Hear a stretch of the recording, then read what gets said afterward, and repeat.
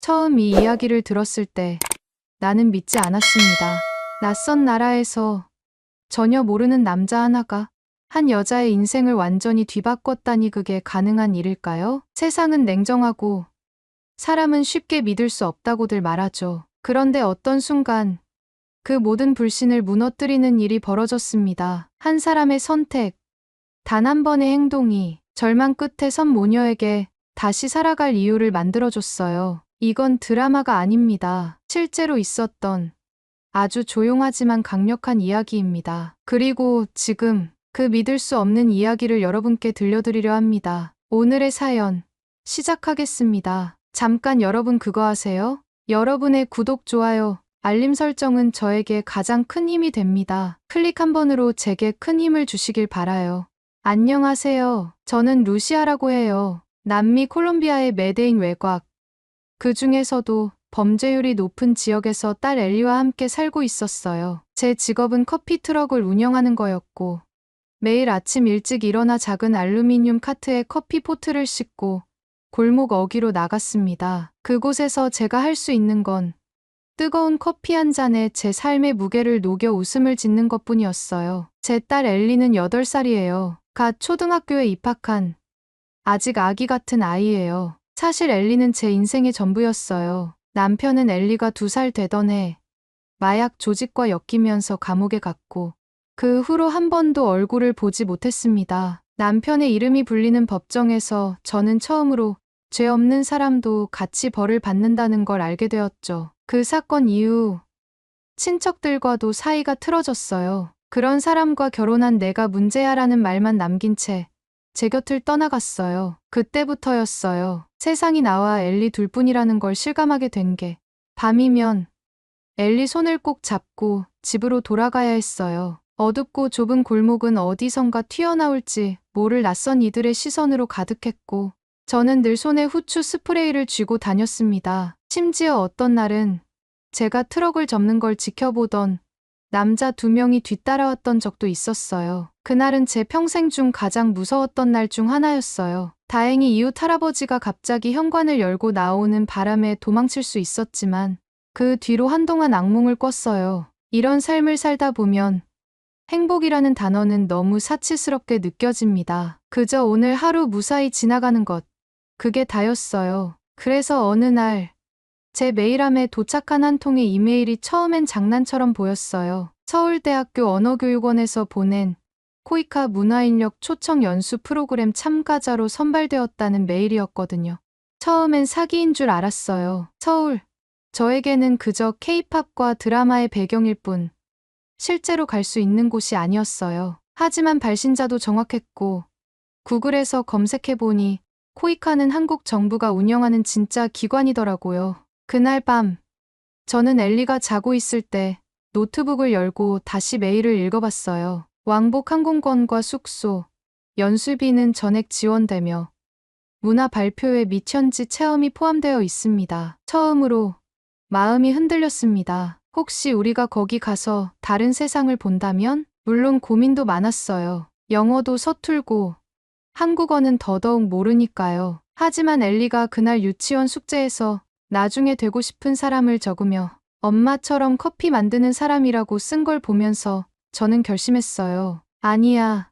이 아이는 더 넓은 세상을 봐야 해. 신청 확인 버튼을 누르면서 손이 덜덜 떨렸어요. 저 같은 사람이 해외에 나간다는 건 상상도 못 해본 일이었거든요. 그리고 몇 주 후, 저는 여권과 항공권을 들고 인천공항에 도착해 있었습니다. 서울이라는 도시는 상상했던 것보다 훨씬 더 조용하고 깨끗하고 질서정연했어요. 도착 첫날, 버스 안에서 엘리는 창밖을 보며 말했어요. 엄마, 여긴 왜 아무도 우리 쳐다보지 않아? 그 말에 저는 속으로 울컥했어요. 맞아요. 우리 동네에선 혼자 아이를 키우는 여자라는 이유만으로 언제나 이상한 시선을 받았거든요. 그런데 여긴 그저 엄마와 아이일 뿐이었어요. 그 순간 제 마음 한구석에 오래도록 숨겨두었던 무언가가 조금씩 녹아내리기 시작했습니다. 하지만 전 몰랐어요. 그 조용하고 아름다운 서울에서 제 인생을 송두리째 뒤흔들 사건들이 기다리고 있다는 거요. 그리고 그 사건을 통해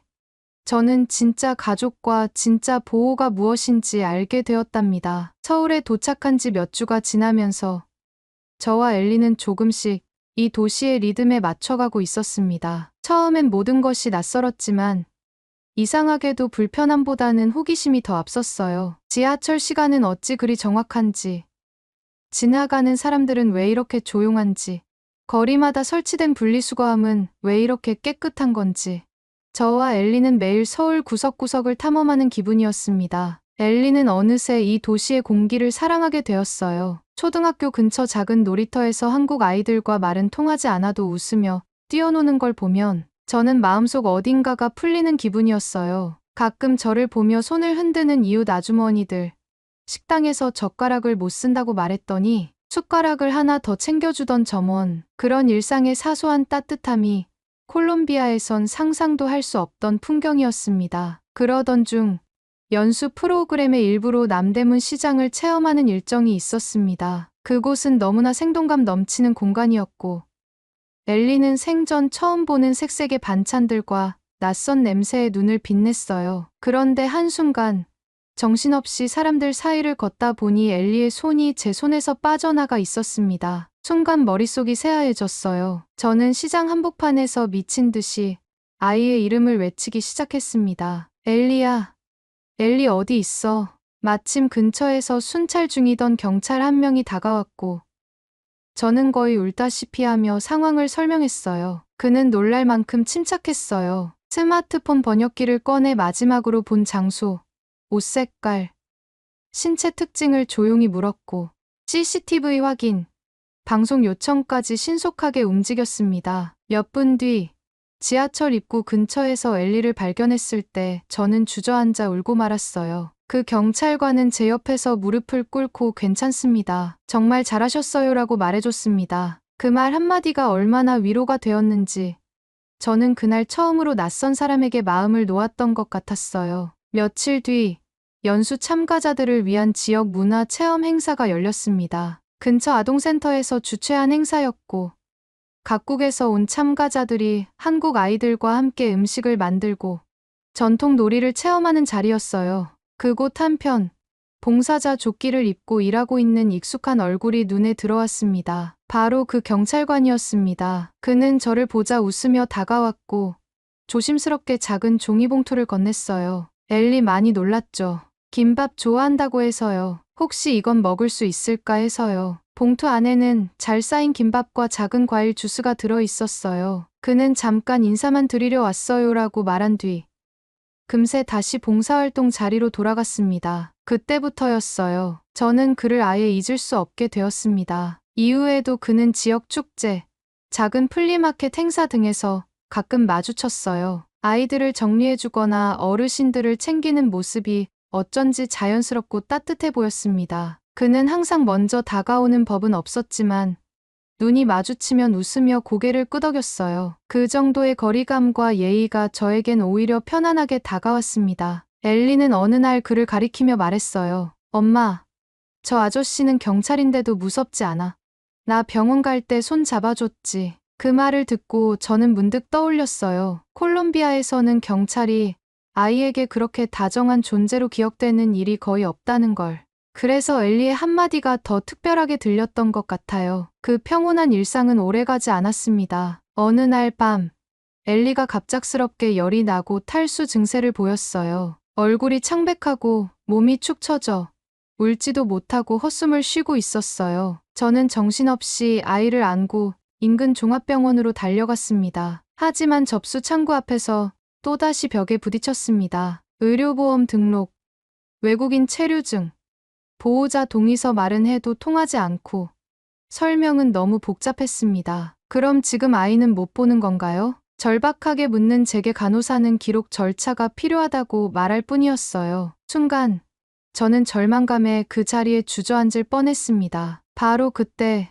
누군가 제 옆으로 다가왔습니다. 고개를 돌리자 또 그 경찰관이었습니다. 그날도 그는 인근 아동센터에 봉사활동 중이었고 병원으로 달려가는 제 모습을 우연히 본 뒤 따라온 것이었어요. 그는 곧바로 의료진에게 다가가 침착하게 상황을 설명했고 보호자 동의서를 대신 작성하며 긴급 진료를 가능하게 해주었습니다. 그 덕분에 엘리는 바로 치료를 받을 수 있었고 고비를 넘기게 되었어요. 치료가 끝나고 아이가 잠든 병실 앞 의자에 앉아있는 제 옆에 그는 작은 생수 한 병을 건넸습니다. 여기선 아이가 아프면 그게 제일 먼저입니다. 외국인인지 아닌지는 중요하지 않아요. 그 말을 들으며 저는 문득 이런 생각이 들었습니다. 이 사람은 진짜 누군가를 지키는 사람이구나. 직업이 아니라 마음이 그런 사람이구나. 그리고 그 순간 제 마음 어딘가에서 단단히 잠겨있던 문이 처음으로 조금 열린 듯한 기분이 들었습니다. 그날 밤 병원 복도에 앉아있던 저는 아무 말도 할 수가 없었습니다. 엘리는 진료를 마치고 링거를 맞으며 잠들어 있었고 저는 땀과 눈물에 젖은 채로 그 곁을 지키고 있었어요. 의료진의 설명에 따르면 급성 장염과 탈수 증세가 겹쳐 위태로울 수 있는 상황이었다고 했습니다. 그 말을 듣는 순간 다리가 풀리는 느낌이 들었어요. 병원까지는 겨우 달려왔지만 의료 시스템도 언어도 아무것도 익숙하지 않은 이 낯선 도시에서 제 자신이 얼마나 무력한 존재인지 다시 깨닫는 순간이었습니다. 그 옆에서 말없이 자리를 지켜주던 사람, 그 경찰관은 병원이 떠날 때까지 함께 있었습니다. 필요 이상 말을 하지 않았고 저의 불안함을 드러내지 않으려는 제 마음을 존중하듯 조용히 물 한 병을 건네주었어요. 저는 그날 그가 진짜 어떤 사람인지 조금은 알 수 있을 것 같았어요. 단지 직업적인 책임감이 아니라 누군가를 지켜야 한다는 마음을 진심으로 갖고 있는 사람이라는 거요. 다음 날 아침 병실 창문으로 쏟아지는 햇살을 보며 저는 깊이 생각했습니다. 이 도시에서 누군가를 믿어도 괜찮을까? 그리고 그날 이후 저의 마음은 아주 천천히 그러나 분명히 열리기 시작했어요. 연수 프로그램은 막바지에 접어들고 있었습니다. 각국 참가자들이 모여 준비하는 문화 발표회가 곧 열릴 예정이었고 저는 콜롬비아 전통 커피와 동화를 소개하는 시간을 맡게 되었어요. 엘리는 그 발표에 함께 서기로 했고 아이들과 함께 무대 소품을 만들며 하루하루를 즐겁게 보내고 있었습니다. 병원에서 퇴원한 이후로 엘리는 놀라울 정도로 빠르게 회복되었고 이전보다 훨씬 더 밝아졌어요. 아마도 누군가에게 지켜졌다는 경험이 아이의 마음에도 큰 안정을 주었던 것 같아요. 발표회 연습을 하던 어느 날 엘리가 제게 속삭이듯 물었습니다. 엄마, 그 아저씨는 우리 가족은 아니지만 왜 이렇게 자꾸 보고 싶을까? 그 질문에 저는 말문이 막혔어요. 엘리는 단지 누군가를 좋아한다는 단순한 표현이 아니라 마음 깊은 곳에서 신뢰라는 감정을 느끼고 있었던 거예요. 그건 저도 마찬가지였습니다. 마침내 발표회 날이 다가왔고 각국 참가자들과 아이들이 무대 위에서 자국의 문화를 소개했어요. 저는 콜롬비아의 커피 농장 이야기를 전하며 아이들에게 직접 로스팅된 원두를 보여주었습니다. 엘리는 무대에서 작은 목소리로 이건 우리나라의 냄새예요라고 말했어요. 관중석에서 박수가 쏟아졌고 저는 감격해서 눈물이 날 뻔했어요. 그날 행사장을 나서려던 찰나 한쪽 구석에서 조용히 앉아있는 사람을 발견했어요. 바로 그 경찰관이었습니다. 봉사자로 참가한 것도 아니고 초청받은 손님도 아니었지만 그는 조용히 저희를 보고 있었어요. 저는 순간 그를 향해 걸어갔습니다. 그를 향해 다가가는 발걸음이 어찌나 떨리던지 그 짧은 몇 걸음이 한 세월 같았어요. 오늘 와주셔서 감사해요. 제가 먼저 말을 꺼냈고 그는 고개를 끄덕이며 웃었습니다. 엘리, 정말 잘하더군요. 저보다 무대에서 훨씬 여유 있어 보였습니다. 우리는 그렇게 평소처럼 아주 조심스럽고 간결한 대화를 나눴어요. 하지만 그 대화 속엔 설명할 수 없는 따뜻함이 있었습니다. 잠시 후 저는 그에게 물었습니다. 그날 병원에서 왜 그렇게까지 해주셨나요? 그는 한참 동안 대답하지 않았고 결국 조용히 말문을 열었습니다. 어릴 적 교통사고로 가족을 모두 잃었어요. 엄마, 아빠, 누나까지요. 병원에서 혼자 깨어났을 때 아무도 없다는 걸 알았죠. 그때 처음으로 느꼈습니다. 사람은 혼자일 수도 있다는 걸요. 저는 숨을 삼켰어요. 그의 목소리는 담담했지만 그 속엔 감춰진 세월이 고스란히 느껴졌습니다. 그는 말을 이었습니다. 그 이후로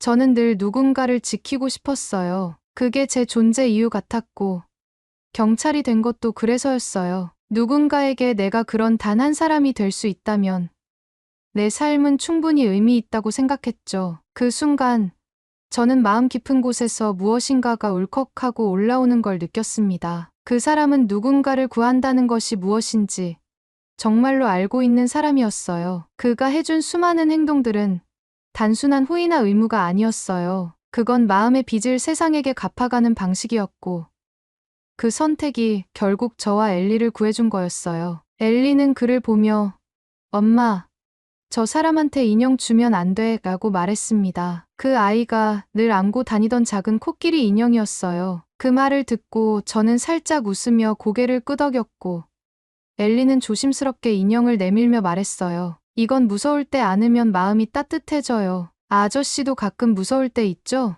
그는 아무 말도 하지 못했어요. 그저 조용히 인형을 받아들고 엘리를 꼭 안아주었습니다. 그 장면은 마치 한 편의 동화 같았어요. 세상에 단 하나뿐인 아주 조용한 기적 같은 순간이었습니다. 엘리는 다행히 빠르게 회복되었고 병원에서도 며칠 후 퇴원 허가를 받을 수 있었습니다. 아이 몸은 아직 조금 지쳐 있었지만 얼굴엔 다시 웃음이 돌아왔고 저는 안도의 한숨을 깊이 내쉬었어요. 병원에서 겪은 그날은 제게 또 하나의 충격이자 배움이었습니다. 무력한 순간에도 누군가의 손길 하나가 얼마나 큰 힘이 되는지를 처음으로 온몸으로 체험했어요. 엘리가 퇴원하던 날, 그 경찰관은 병원 근처 편의점 앞에서 조용히 기다리고 있었습니다. 엘리를 보자마자 환하게 웃으며 많이 나아졌네요라고 말했고, 아이는 그를 보자 달려가 안겼어요. 그 모습이 어찌나 자연스럽고 다정하던지 마치 오래전부터 알고 지내던 가족 같았어요. 그날 그는 저희에게 작은 봉투를 건넸습니다. 축하 선물이에요. 퇴원 기념.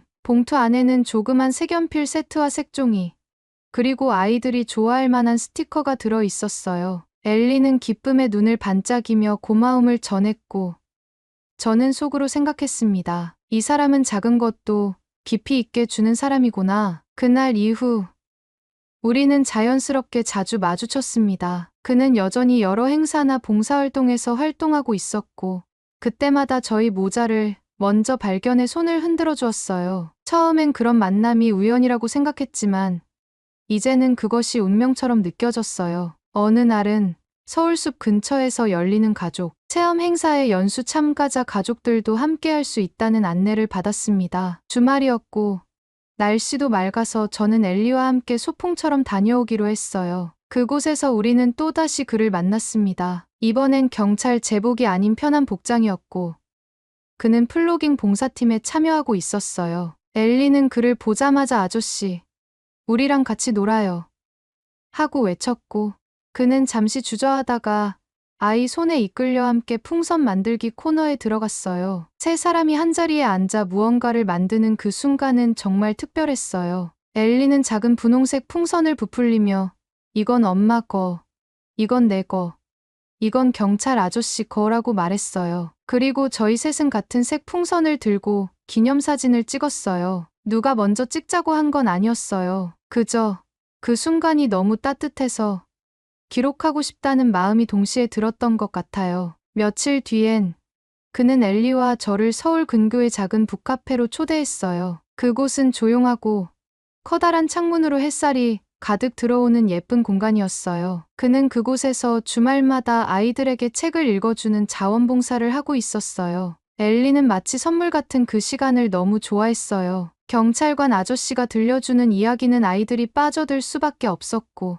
중간중간 등장인물 목소리를 바꾸며 연기까지 해주었거든요. 엘리는 한참을 웃고 또 웃다가 이야기 끝에 나오는 교훈 부분에서는 고개를 끄덕이기도 했어요. 그날 책 읽기가 끝난 후 저는 조용히 물었습니다. 왜 그렇게 아이들에게 잘해주시나요? 그는 창밖을 바라보다가 말했습니다. 예전에 제가 어린 시절에 그런 어른이 한 명만 있었더라면 좋았을 것 같았어요. 아이들이 기억하는 어른 중에 한 명쯤은 따뜻한 사람이었으면 좋겠다는 마음이랄까요. 그 말에 저는 또 한 번 마음 깊은 곳이 따뜻해지는 걸 느꼈어요. 그와의 관계는 점점 자연스러워졌고, 엘리는 이제 경찰 아저씨라는 호칭 대신 아빠처럼 든든한 사람이라고 부르기 시작했어요. 물론 아직 그렇게까지 마음을 허락한 건 아니었지만 저 또한 그가 곁에 있는 것이 너무나 당연하게 느껴졌어요. 연수 막바지 즈음 지역 아동센터에서 열린 작은 운동회 행사에 참여하게 되었고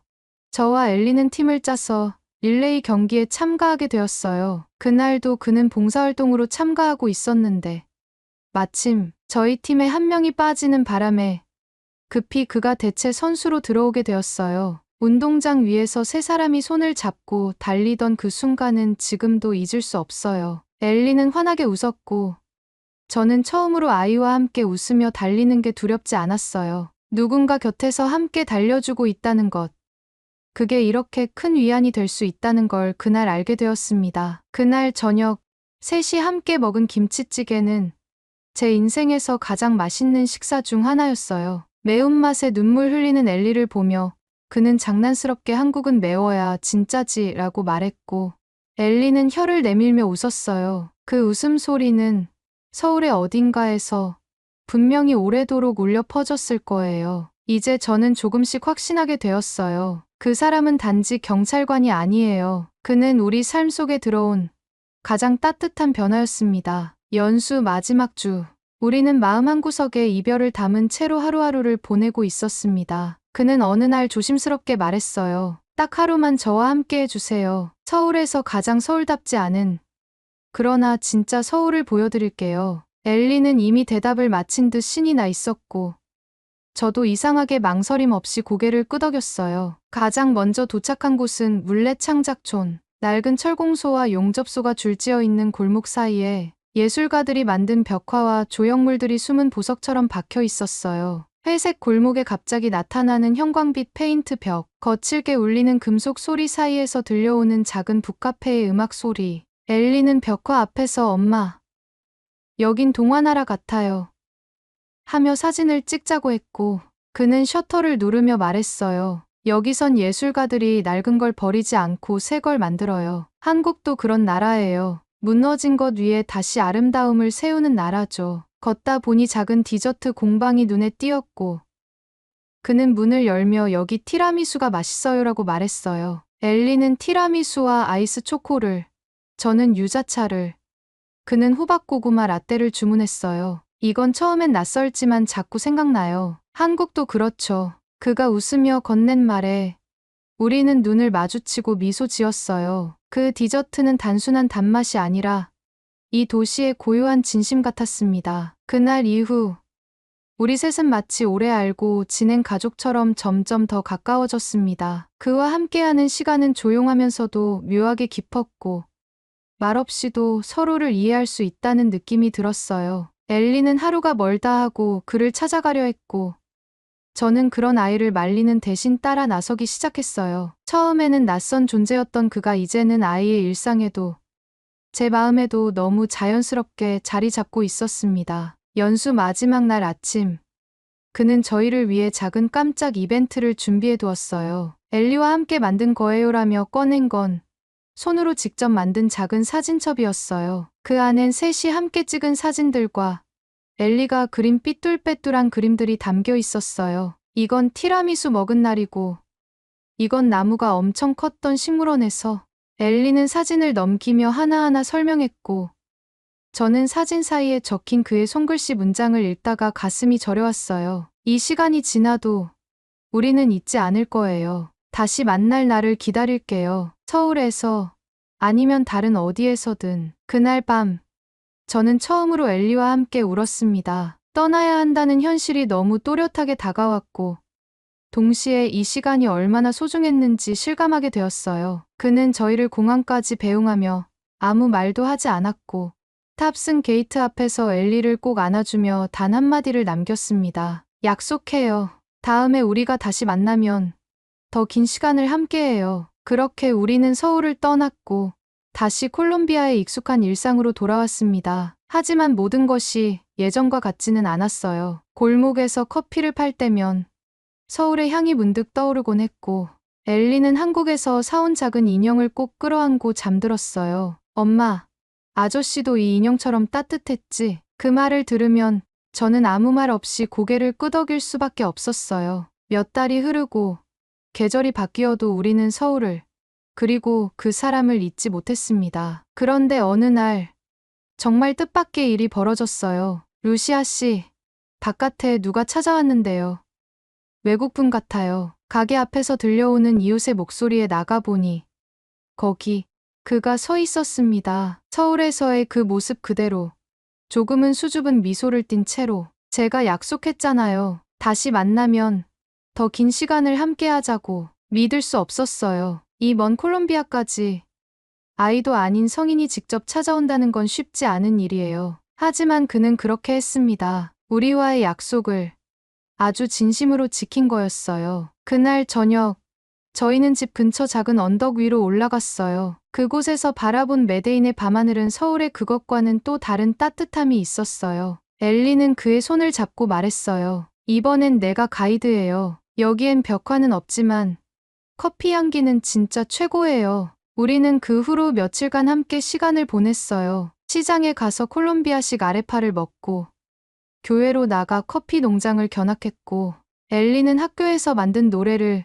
그에게 불러주기도 했어요. 그는 그 모든 순간을 조용히 깊이 있게 받아들이며 말했어요. 이곳도 정말 아름답네요. 당신이 지켜낸 이 삶이 고스란히 느껴져요. 어느 날 밤, 세 사람이 테라스에 앉아 커피를 마시며 이야기를 나눴습니다. 그는 작은 메모지를 꺼내 보여주었어요. 그 속에는 이런 문장이 적혀 있었어요. 국경도, 언어도, 시간도 마음을 멈추게 하지는 못해요. 우리는 이미 서로의 인생에 도착해 있었으니까요. 저는 고개를 숙여 웃으며 말했습니다. 정말 그렇게 생각해요. 서울은 우리가 사랑을 다시 배우게 해준 도시였고, 당신은 우리에게 기다림이 무엇인지 알려준 사람이에요. 그날 이후, 그는 한국으로 돌아가기 전까지 저희와 함께 지냈습니다. 긴 비행과 먼 여정을 마다하지 않고 찾아온 그 사람을 보며 저는 더는 망설이지 않기로 했습니다. 가족은 피가 아니라 선택이라고, 사랑은 계획이 아니라 용기라고, 그리고 우리는 그 둘 다를 함께 만들기로 했습니다. 오늘의 이야기는 여기까지입니다. 오늘의 사연이 마음에 드셨다면 구독, 좋아요 부탁드리겠습니다. 소중한 시간 긴 이야기 끝까지 들어주셔서 진심으로 감사합니다. 앞으로도 더 좋은 사연으로 여러분을 찾아오겠습니다. 시청해 주셔서 감사합니다.